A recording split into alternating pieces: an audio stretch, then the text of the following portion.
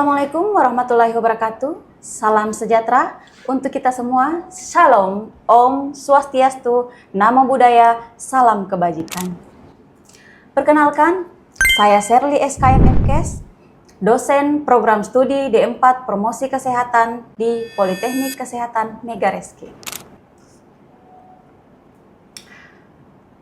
Video ini merupakan bagian dari pernyataan diri dalam unjuk kerja Tridharma Perguruan Tinggi atau PDD UKT-PT untuk sertifikasi dosen tahun 2026, khususnya dalam aspek pengajaran. Pada kesempatan ini, saya akan menjelaskan secara singkat mengenai mata kuliah perencanaan program promosi kesehatan yang saya ampuh dengan bobot 3 SKS pada semester 4. Mata kuliah ini berkontribusi pada CPL sikap, keterampilan umum, dan keahlian khusus program studi, terutama kemampuan analisis situasi, penetapan prioritas masalah, perumusan tujuan yang smart, penerapan model pre-seed dan proceed, dan penyusunan dokumen perencanaan program yang lengkap dan profesional.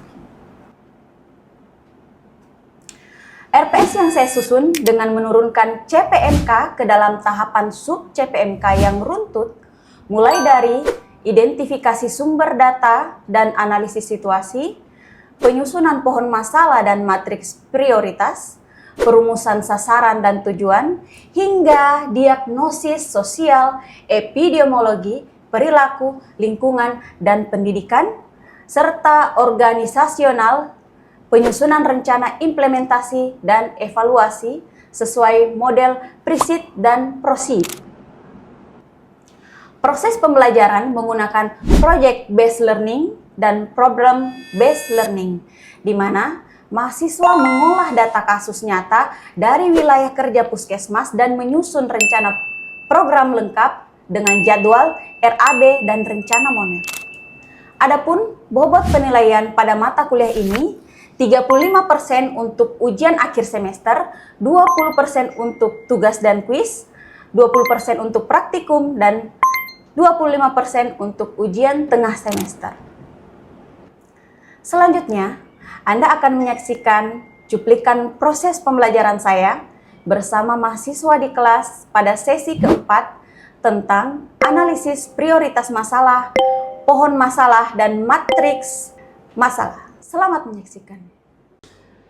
Assalamualaikum warahmatullahi wabarakatuh. Waalaikumsalam warahmatullahi wabarakatuh. Nah, mata kuliah ini akan membekali kalian pengetahuan, sikap, dan keterampilan kalian menyusun program promosi kesehatan.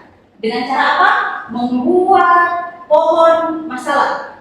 Kalian akan mencari data ya di lapangan. Kalian akan mencari data di lapangan.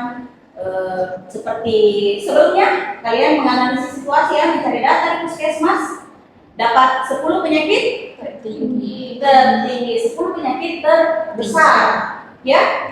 Kemudian kalian akan menganalisis situasi masalah yang ada di wilayah tersebut, ya. Kemudian kalian akan kembali ke kelas membuat pohon masalah. Mata kuliah ini memiliki beban SKS 3 bobot SKS, ya. Jadi 1 SKS untuk teori dan 2 SKS untuk praktik. Jadi kalian akan praktik membuat perencanaan di kelas dan kalian akan ke lapangan untuk melaksanakan apa yang telah kalian rencanakan, gitu ya. CPR kemudian dibebankan pada mata kuliah, ya, diantaranya mampu menyusun perencanaan program, pembiayaan program. Jadi kalian akan membuat RAB, rencana anggaran biaya. Dan pelaksanaan, selain kalian merencanakan, kalian juga melaksanakan apa yang telah kalian rencanakan, ya, berdasarkan kajian masalah dan perilaku di lingkungan tersebut. Nah, oke. CPMK, capaian pembelajaran mata kuliah. Yang pertama, mahasiswa mampu menganalisis situasi. Menganalisis situasi masalah, kalian akan ke lapangan nantinya, mengambil data dan analisis situasi yang ada di lapangan. Ya. Yang kedua, mahasiswa mampu merumuskan masalah prioritas. Sasarannya apa? Tujuan umum dan khususnya apa? Gitu. Jadi setelah ada hasil data, analisis situasi, kalian akan rumuskan masalahnya. Apa sebenarnya masalah yang ada di wilayah tersebut? Kemudian yang ketiga, mahasiswa mampu menerapkan model preset dan proceed. Kalian akan menggunakan teori, ya, akan menggunakan teori untuk merancang strategi. Karena masalah ketika kalian mau membuat solusinya harus membutuhkan strateginya apa ini, gitu. Kita harus tahu apa sih strateginya di lapangan. Kita ke lapangan, misalnya di puskesmas, hipertensi yang tertinggi di sana. Hipertensi yang tertinggi pada siapa misalnya? Pada lansia. Kalian ketika mau edukasi lansia, caranya seperti apa? Strategi apa yang diberikan ke lansia? Media apa yang tepat untuk lansia? Supaya edukasi, informasi yang kita berikan ke lansia akan sampai. Sehingga, bukan hanya sampainya ya, sehingga lansia ini bisa menerapkan pola perilaku hidup sehat.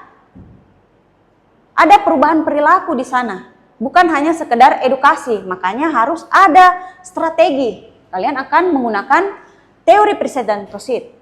Harus ada strateginya. Kasih begini media, kasih begini. Oh, tidak bisa seperti itu ya. Tidak bisa seperti itu. Jadi kalian membuat strateginya.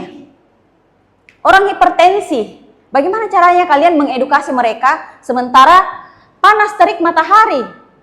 Ya, mungkin ada yang kalian suguhkan, cemilan atau sebagainya gitu. Atau kalian membuatkan modul untuk booklet untuk lansia. Bagaimana caranya dia membaca ketika huruf yang kalian berikan itu kecil dan warna terlalu kontras. Nah, jadi harus tepat. Begitu juga dengan tunanetra.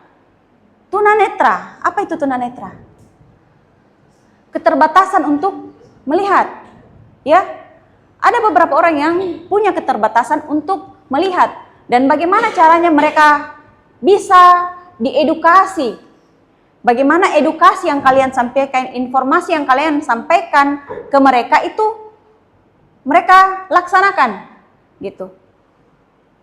Sementara mereka tunanetra, ada keterbatasan. Nah, sehingga kalian membuat edukasi dalam bentuk audio. Berikan suara, gitu ya. Oke. Kemudian pendekatan ya, pendekatan apa, dan kalian akan merangkai bagaimana intervensi promosi kesehatan yang kalian buat. Kemudian yang keempat, mahasiswa mampu menyusun dokumen perencanaan program. Apa itu dokumennya? Proposal. Proposal ya. Di dalam proposal ada namanya analisis situasi. Analisis situasi ada di bab berapa? Di bab pertama, latar belakang. Latar belakang. Kalian membuat latar belakang adalah hasil dari analisis situasi, hasil dari data, hasil dari penelitian sebelumnya, jurnal-jurnal ilmiah. Ya. Kemudian kalian membuat matriks. Matriks tujuannya untuk apa? Untuk menyaring yang mana sih yang lebih prioritas, masalah apa yang lebih penting untuk diselesaikan duluan. Yang mana yang lebih urgent, gitu ya. Kemudian kalian bisa menyusun rencana kegiatannya. Bagaimana sih kegiatannya, di mana tempatnya, di mana, siapa saja audiensnya, anggarannya berapa. Gitu ya. Oke, sekarang kita ke pohon masalah. Pernah lihat pohon? Bagaimana bentuknya pohon? Ada batang, ada akar, ada ranting, ada daun. Siapa yang pernah manjat pohon? Berarti tahu ya bagaimana bentuknya pohon. Oke, pohon masalah. Ini penting digunakan untuk membuat perencanaan program promosi kesehatan. Ya, pohon masalah adalah metode atau pendekatan yang terstruktur. Itu untuk mengidentifikasi apa sih penyebabnya ini masalah dan apa sih dampaknya ini masalah. Jadi kita harus cari tahu penyebabnya sampai ke akar-akarnya, gitu ya. Metode ini dia membantu memetakan hubungan sebab akibat. Kenapa ada stunting? Karena ada penyebabnya. Stunting terjadi, tidak terjadi begitu saja. Dia ada penyebabnya. Gitu ya. Kenapa orang bertubuh kurus? Apa penyebabnya? Nah, itu harus digali sampai ke akar-akarnya. Gitu ya. Nah, metode ini bentuknya sama seperti pohon. Pohon itu ada apanya? Ya, ada batang. Ada apa lagi? Ada akar. Oke, ada apa lagi? Ada ranting. Ada ranting. Ya, mungkin begini ya rantingnya. Ya, oke. Ada ranting. Ada batang. Ada ranting. Ada akar. Nah, untuk membuat pohon masalah, kalian akan memetakan di batang ini, kalian akan merumuskan masalah. Ya, di bagian akar adalah penyebab. Apa sih penyebab masalahnya? Bagian ranting adalah dampak dari sebuah masalah. Nah, sebelum kita membuat pohon masalah, kita lihat dulu konsep pohon masalah itu seperti apa. Yang pertama, tentukan dulu apa sih masalah utamanya. Jadi sebelum kalian buat pohon masalah, kalian cakar-cakar dulu hasil analisis situasi dan data yang kalian temukan di lapangan. Gitu ya. Kalian cakar-cakar dulu. Yang pertama, tentukan masalah utamanya apa sih. Yang kedua, identifikasi penyebab. Penyebab langsungnya apa sebenarnya yang menyebabkan ini terjadi? Apa penyebab langsungnya? Kemudian yang ketiga, gali lebih dalam lagi menggunakan 5 whys. 5 whys. 5 itu apa? 5. Why? Mengapa? Jadi selalu dipertanyakan, kenapa bisa terjadi stunting? Karena apa misalnya? Karena kemiskinan. Kenapa bisa terjadi kemiskinan? Karena apa? Jadi sampai 5 tahap, sampai ke bawah, sampai kita temukan akar penyebab utamanya apa. Seperti itu, sampai ke akar-akarnya. Jadi bukan istilah itu ke akar-akarnya, tapi memang seperti itu ya. Oke, digali lebih dalam menggunakan metode atau teknik 5 whys. Jadi proses penggalian akar penyebab ya. Kemudian yang keempat, mengidentifikasi apa sih dampaknya. Kalau ini penyebabnya, dampaknya apa memangnya? Supaya ada hubungan antara sebab dan akibat gitu. Jadi harus runut.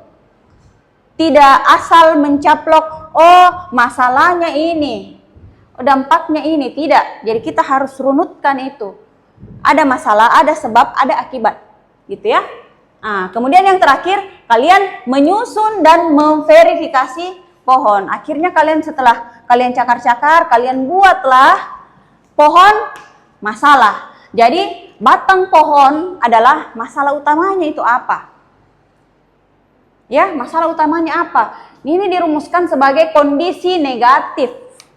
Masalah adalah hal negatif atau positif? Negatif. Masalah adalah sesuatu yang negatif. Solusi adalah hal positif. Nah, jadi untuk perencanaan selanjutnya setelah kalian membuat pohon masalah, kalian akan membuat pohon solusi. Ada masalah, ada solusi. Ya. Nah, kondisi negatif yang nyata dan terukur, ada datanya, ada tahunnya, gitu ya. Kemudian akar pohon atau penyebab masalah. Apa sih penyebabnya ini? Ini bisa penyebab langsung, penyebab tidak langsung, dan faktor-faktor. Ada mungkin faktor perilaku, faktor lingkungan, sistem, sosial, budaya, ya. Kebiasaan-kebiasaan itu membentuk individu, membentuk perilaku, ya. Nah, kemudian setelah penyebab langsung, penyebab tidak langsung, ada lagi di bawahnya. Supaya kita mendapatkan level 1, level 2, level 3, dia akan bertingkat menggunakan teknik 5 whys. Setelah, bukan cuma penyebab masalah itu, bukan cuma kita melihat apa penyebab langsungnya, apa penyebab tidak langsungnya, kita gali lagi sampai 5 whys. sampai ke akar-akarnya. Oke? Kemudian kita ke cabang atau daun. Dia itu dampaknya. Ada penyebab, ada akibat atau dampak. Ya, itu konsekuensi terhadap kesakitan, misalnya, atau kematian, atau kualitas hidup, atau bisa saja beban ekonomi. Nah, sekarang kita ke tabel matriks prioritas masalah. Nah, untuk membuat matriksnya itu kalian akan menilai dari skala 1 sampai skala 5. 1 berarti terendah, 5 berarti tertinggi. Oke, ya. Nah, ini metodenya Hanlon, ya. Tujuannya untuk mengurutkan masalah kesehatan yang mana yang paling prioritas. Masalah apa yang paling prioritas dari data dan analisis situasi kalian, gitu. Nah, contoh ya. Jadi masalah kesehatan apa saja yang ditanyakan, magnitudnya atau besar masalahnya seperti apa besar masalahnya. Kemudian yang kedua, severity atau keseriusannya, tingkat keseriusannya. Atau istilah lainnya apa? Tingkat keseriusan. Urgensinya. Ya. Yang ketiga, visibility atau kemungkinan intervensi promosi kesehatan. Bisa tidak orang promkes intervensi ini masalah? Kalau tidak bisa, jangan diambil. Gitu ya. Kalau sulit, jangan. Kalau bisa diintervensi, kemungkinan untuk intervensi, silahkan dilanjut ya. Contoh ya, masalah kesehatan yang pertama, rendahnya deteksi dini risiko preeklamsia. Ada yang tahu preeklamsia? Hipertensi pada ibu hamil. Biasa ada yang kejang-kejang. Ya. Nah, bagaimana cara mencegahnya? Nah, itu program yang akan kalian buat. Nah, yang pertama, rendahnya deteksi dini risiko preeklamsia. Berdasarkan data, kita lihat dari magnitudnya, besar masalahnya, kita kasih skor 4 contohnya. Kemudian dari tingkat keseriusan, serius sekali ini, kita kasih angka 5 karena berhubungan masalah reproduksi, berhubungan dengan pertumbuhan penduduk, berhubungan dengan angka mortalitas, angka kematian. Karena preeklamsia bisa menyebabkan kematian, apakah pada ibu atau pada bayi atau janinnya, gitu ya.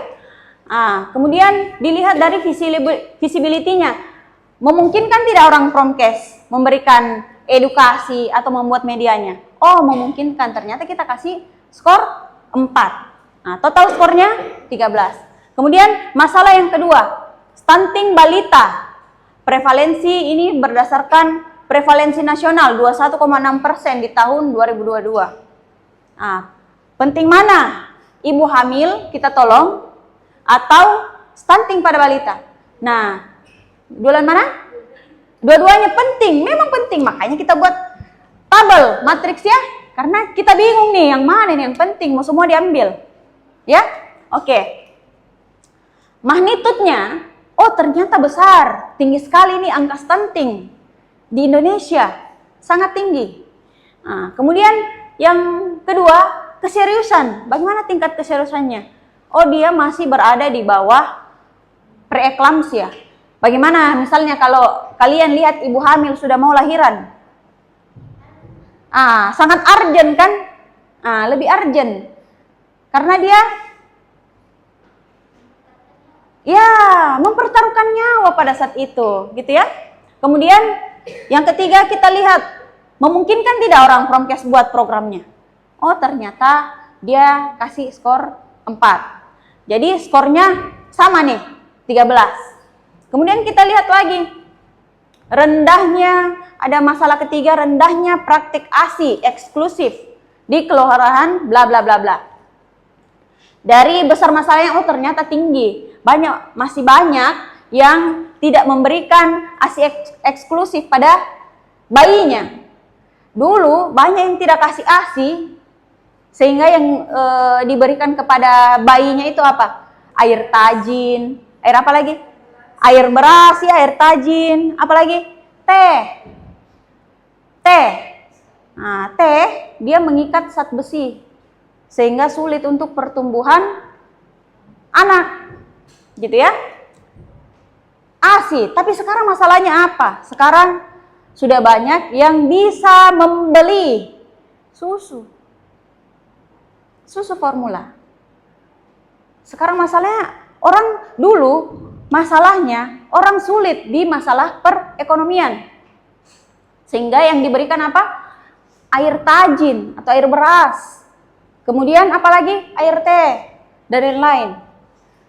Sekarang ekonomi sudah mulai membaik, gitu ya. Apa yang diberikan kepada bayinya? Susu formula. Diberikan susu formula. Itu masalahnya.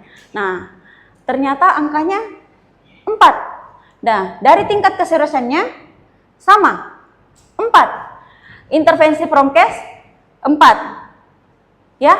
Nah, tapi skornya 12. Manakah yang akan kita ambil dari sini? Rendahnya deteksi dini resiko preeklamsia atau stunting pada balita? Yang mana yang lebih penting?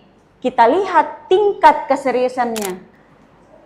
Nah, sekarang kita ke case study. Berdasarkan data Survei Status Gizi Indonesia atau SSGI tahun 2025, prevalensi stunting di Sulawesi Selatan berhasil diturunkan secara signifikan. Ya, dari 27,4% menjadi 23,3%. Nah, tantangan terbesar di lapangan saat ini adalah ketimpangan sebaran antar daerah, keterbatasan anggaran, dan kurangnya konvergensi program terintegrasi. Nah, sekarang kita gambar pohon masalah ya. Ada batang, ada akar, ada ranting, ya. Nah, saya akan membagi 2 kelompok. Kelompok pertama adalah kelompok penyebab masalah, kelompok kedua adalah dampak masalah.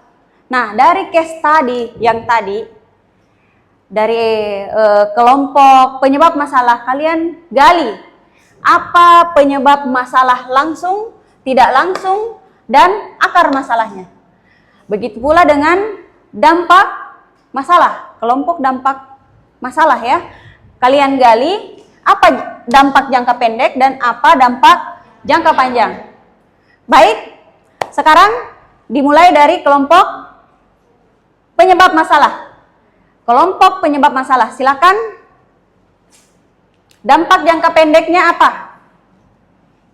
Penyebab langsung, oke. Penyebab langsung. Penyebab langsungnya yaitu kurangnya asupan gizi. Kurang asupan gizi. Oke. Dampak tidak langsungnya apa? Penyebab tidak langsungnya rendahnya literasi gizi dan pola asuh buruk. Rendahnya Literasi gizi dan pola asuh. Nah, kira-kira kalian menggunakan metode 5 whys hingga menemukan akar masalahnya. Apa kira-kira akar masalahnya? Akar masalahnya itu tingginya angka pernikahan di usia dini. Tingginya Angka pernikahan anak usia angka pernikahan anak usia dini.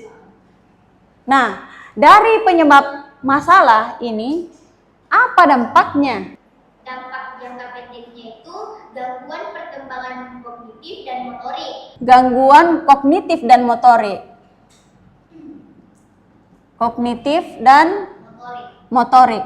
Dampak jangka panjangnya itu ada penurunan kualitas SDM. Penurunan kualitas SDM. Itu baru satu dari poin masalah, penyebab masalah. Kalian bisa menggali lebih dari 1, bisa 3, 4, 5, atau dan seterusnya. Dan akar masalah kalian gali lagi, kalian pertanyakan lagi, kenapa bisa seperti ini? Setelah didapat jawabannya, tanyakan lagi, kok bisa seperti itu? Ya, sampai 5 pertanyaan. Mengapa? Baik, sekarang kita berada di slide terakhir ya. Nah, pohon masalah. Pohon masalah dia membantu memetakan hubungan antara sebab dan akibat dari suatu masalah, ya. Jadi yang kedua, kalian sudah tahu yang pertama tadi cara membuat pohon masalah. Dan kalian sudah tahu bagaimana membuat matriks prioritas masalah, ya. Matriks prioritas masalah itu memungkinkan untuk menentukan masalah mana yang paling prioritas.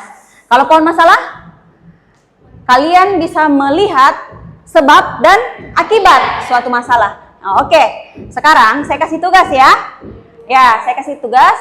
Setiap kelompok ya menyusun satu pohon masalah menggunakan kertas pleno ya. Kalian gunakan kertas pleno dan post-it ya. Kertas post-it kalian harus menandai ya. Yang mana penyebab masalah, yang mana akar masalah. Dan yang paling penting batangnya. Apa sih masalahnya? Sekian dari saya. Assalamualaikum warahmatullahi wabarakatuh. Waalaikumsalam.